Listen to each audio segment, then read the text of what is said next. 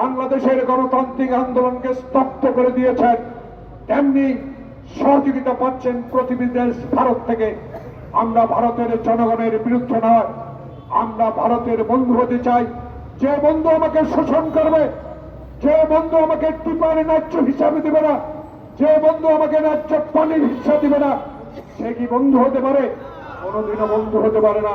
তাই আমরা স্পষ্ট ভাষায় এই সামাজিক আন্দোলনের মাধ্যমে প্রমাণ করতে চাই, ভারতীয় পণ্য বর্জন করো, এই সীমান্ত হত্যা বন্ধ করো এবং আগ্রাসন নীতি পরিহার করো।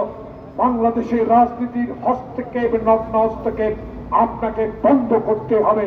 কারণ আপনার দেশে গণতন্ত্র থাকবে, আর আমার দেশে গণতন্ত্র যাতে না থাকে সেই ব্যবস্থা আপনি করবেন।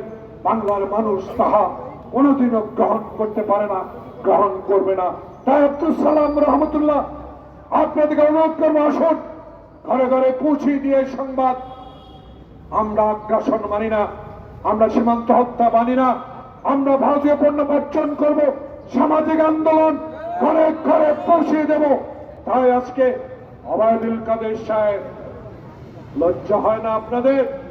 ক্ষমতাসীন দল হিসেবে বলেন সকল ক্ষেত্রে নাকি বিএনপির ষড়যন্ত্র আছে, আমরা নাকি ষড়যন্ত্র করে ক্ষমতায় যেতে চাই।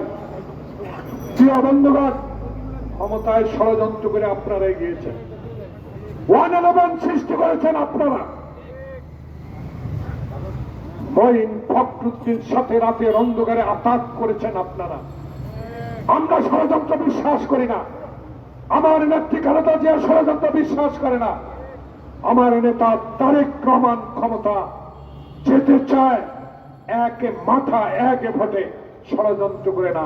তাই ষড়যন্ত্র সৃষ্টি করেন আপনারা, ষড়যন্ত্রের মধ্য দিয়ে ক্ষমতায় গেছেন আপনারা, ভাই ভাই নির্বাচন করে ক্ষমতায় গিয়েছেন আপনারা। 14 সালে 154 জন বিনা প্রতিদ্বন্দ্বিতা নির্বাচিত হয়ে সেদিন ক্ষমতা গ্রহণ করে বাংলাদেশের গণতন্ত্রকে গলা টিপে হত্যা করেছেন।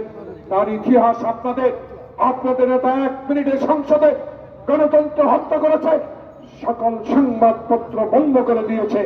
তাই এই ষড়যন্ত্রের ইতিহাস আপনাদের, আমাদের না। তাই বাংলাদেশ জাতীয়তাবাদী দল তারেক রহমান বাংলাদেশে ক্ষমতায় যেতে চায় জনগণকে নিয়ে, ষড়যন্ত্র করে নয়।